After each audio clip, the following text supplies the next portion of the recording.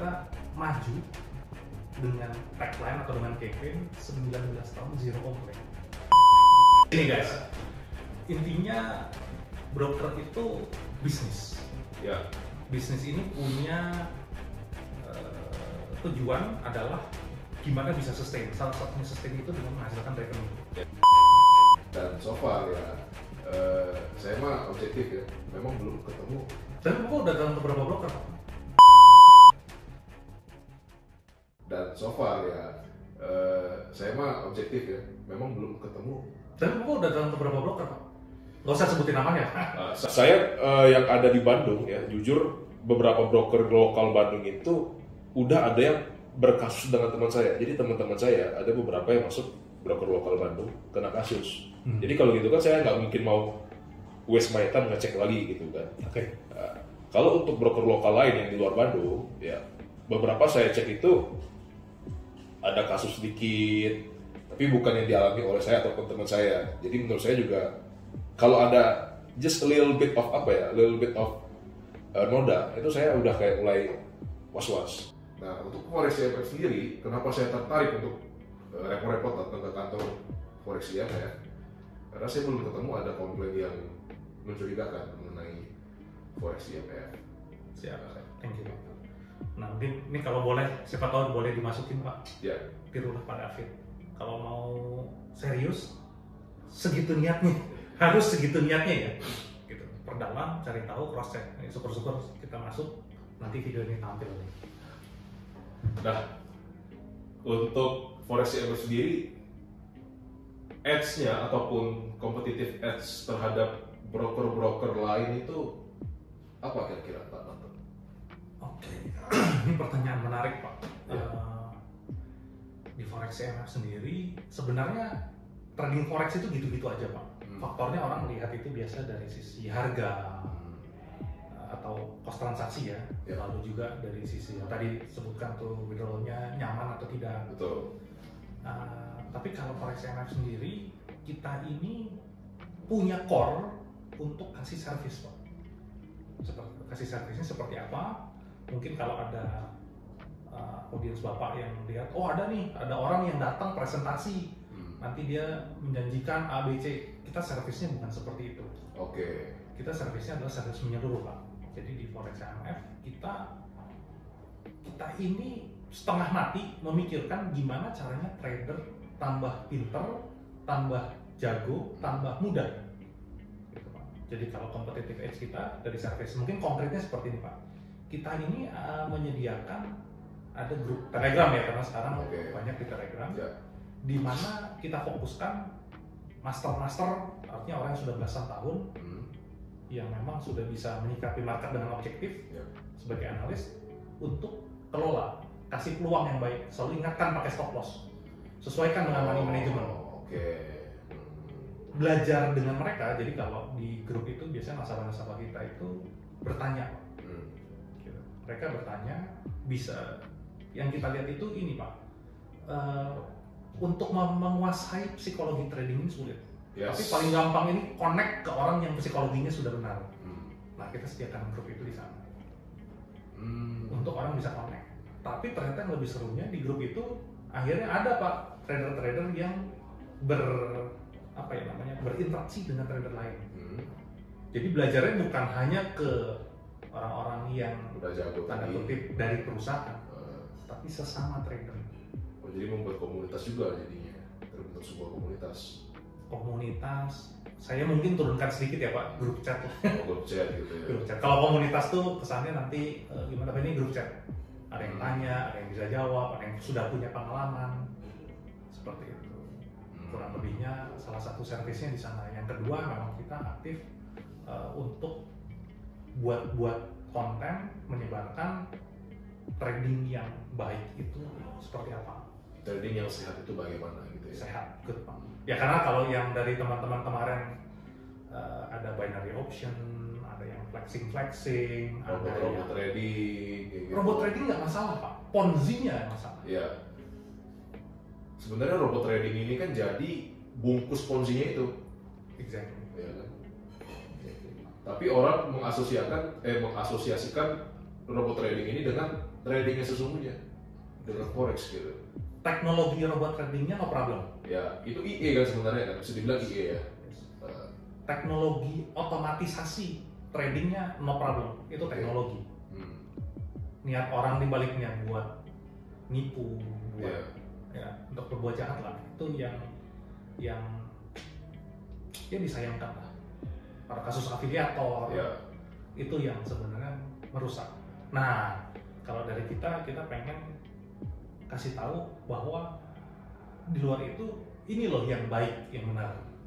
Gitu. Cuma biasanya yang benar ini nggak populer Pak. Lah cuma 3% sebulan. Betul. Cuma 5% sebulan. Apaan nih? Nggak bisa beli Lamborghini kalau gitu kan. Exactly.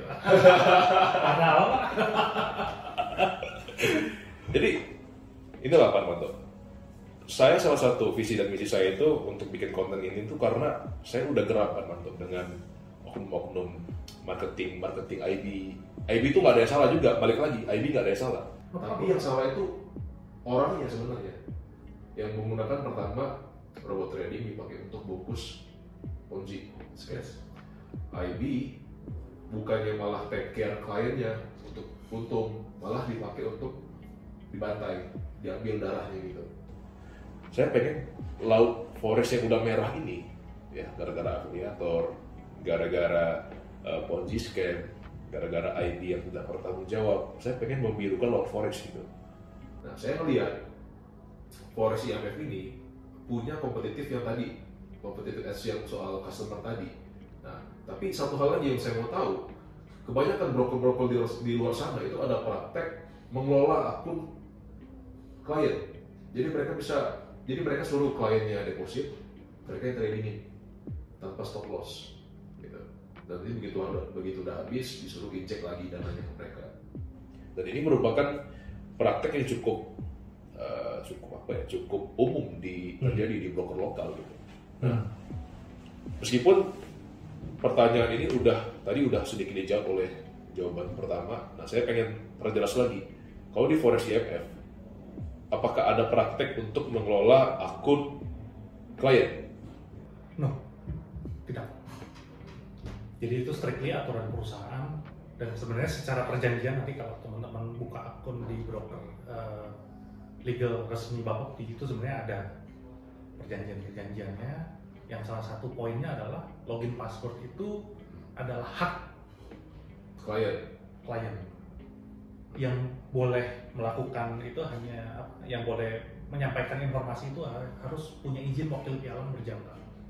Oke. Jadi aturan-aturannya itu ada, tetapi mungkin saya mau lihatnya dari sisi praktikal. Dari sisi praktikal gini. Untuk orang-orang yang tidak mengerti, serakah, tidak mau belajar, tanda kutip malas,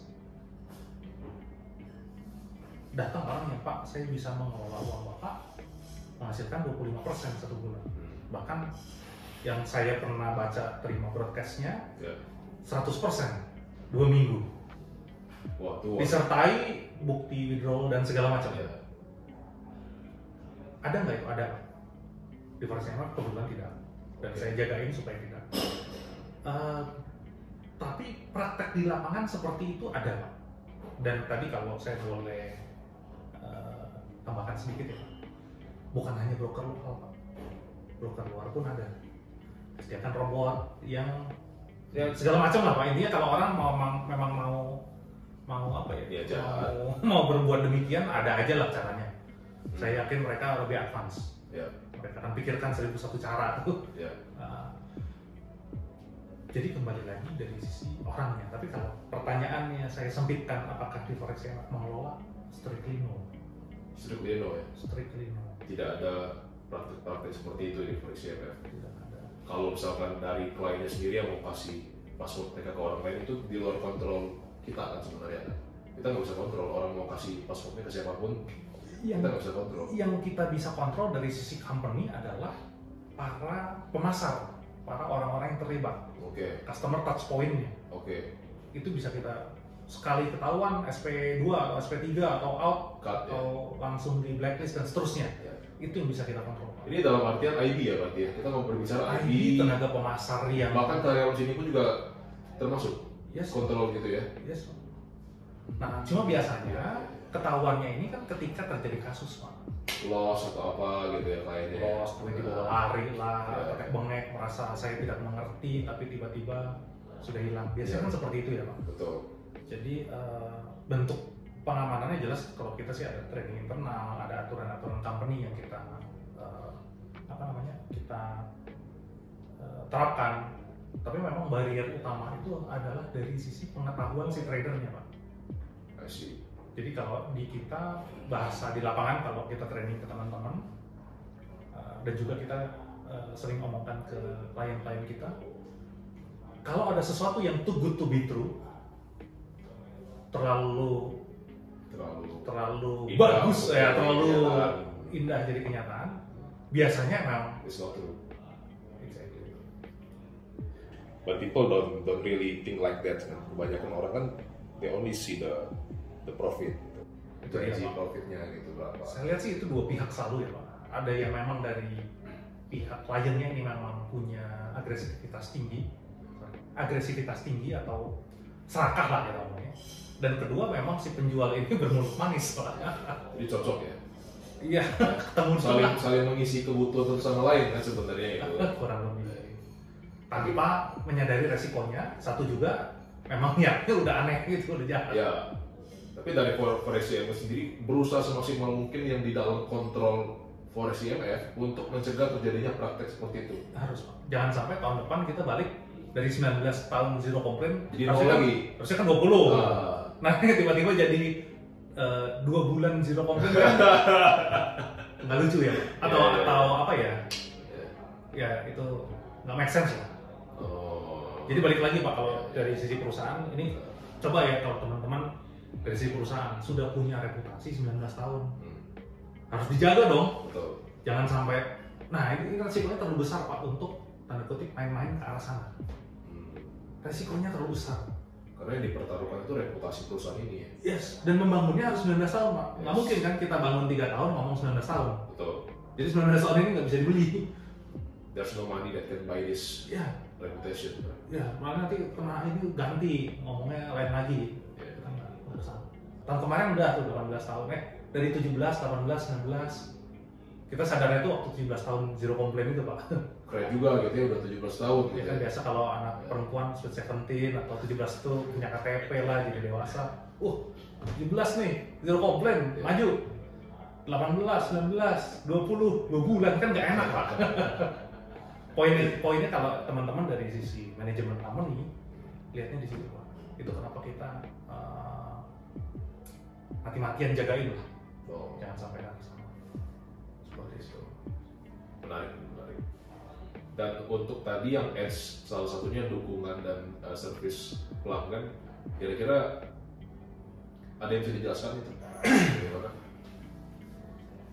Ini nanti setelah ini kita ngobrol sedikit lah Pak, Ya. boleh ya. Tapi saya kasih bocoran ke Pak David. Kita ini sebenarnya sedang masuk ke fase pemikiran bagaimana teknologi Pak bisa membantu, kan kalau dari AI segala macam. Tapi teknologi gimana sih cara bisa membantu trader? Mungkin karena bentar lagi launching lah ya, tapi kita sedang siapkan aplikasi Pak mobile. Jadi datanya kita ini sekitar 78 sampai 79% itu trader melakukan transaksi itu dari mobile Pak. Oh, dari mobile, bukan dari handphone. Oh, bukan dari laptop ya? Kalau dia menganalisa pakai layar besar di laptop tapi eksekusinya dari mobile, saya rasa itu pasti ada lah margin of error-nya ya. Ya. Tapi dengan mobile yang sudah sedemikian canggih, layar juga makin besar, saya rasa errornya nggak terlalu banyak. Tapi memang 78% atau Pareto-nya itu 80% dari mobile. Yang kita lihat berarti orang ini butuh kenyamanan. Artinya kenyamanan itu bisa di mana saja, kapan saja. Kalau mobile kan nempel, laptop kan susah ya bukanya segala macam lah. Ya. Sehingga kita coba masuk ke sana. Kebetulan kita udah punya aplikasi Quick Pro Pak. Quick Pro. Kita udah punya, Oke. tapi itu versi lama. Dulu sempat booming tahun 2018. Nah, kita sedang siapkan nanti bakal ada major update Oke. Bisa dicek-cek. Kalau Pak David jadi kerjasama pasti dapat early access juga ya. Gitu. Ini buat kalau ini sampai ditayangkan teman-teman tunggu aja. Ini penting nih, soalnya kalau kita sebagai customer nanti, kalau saya deal nih, saya jadi customer broker ini, kalau punya aplikasi seperti tadi, QuickPro tadi, itu kan secara langsung membantu dan mempermudah proses dari Tujuannya dari itu sendiri gitu kan. Tujuannya ke sana. Tujuannya memang ke sana. Iya. Ini menarik sih, ini menarik ini. Karena nggak semua orang punya akses ke teknologi Ya. dan nggak semua penyedia teknologi ngerti industri ini. Oke. Ngerti forex trading ini cukup rumit kan, istilah mengandung resiko gitu. Karena itu harus ada yang memulai. Nah, kita melihatnya kita salah satu yang masuk deh sediakan teknologi. Silakan dimaksimalkan. Ya harapan kita yang trading makin benar ya. Ya. Seperti itu. Membantu trader yang sebelumnya profitable jadi makin profitable lagi kan, bisa dibilang gitu kan. Yes. Karena misalkan yang dari awalnya susah tuh ribet harus pindah-pindah laptop HP gitu misalkan, sekarang dari HP doang udah bisa gitu ya. Sudah bisa dan kita usahakan, kan kalau pada ini salah satu pengguna platform TradingView nih. Ya. Nah, yang kita lihat, ya intinya semua kemudahan, semua yang bagus kita coba hadirkan, Pak. Jadi kayak one stop shop buat trading ya. Dari analisa bahkan sampai eksekusi. Ini pertanyaannya pinter nih, mau bongkar-bongkar. Intinya tunggu aja lah, Pak. Seru pokoknya. Berarti masih rahasia guys. Masih rahasia. Intinya gini, kalau terbantu pasti nanti rame. Kalau produknya juga nggak terlalu oke, itu ya kita sih akan terus kembangkan. Tapi Ya. saya sih yang ikut tes excited banget lah. Jadi yang saya lihat mungkin bukan bahasnya tadi kan lebih profitable, no. Ya. Nah, saya pengen nanya dari sisi broker juga nih. Secara statistik kan ada pernah research data bahwa kebanyakan trader itu 90% gagal di dalam waktu berarti 1 year, 10 tahun, 90% gagal. Di bawah itu. Di bawah itu bahkan ya. Gimana nih kalau data dari broker?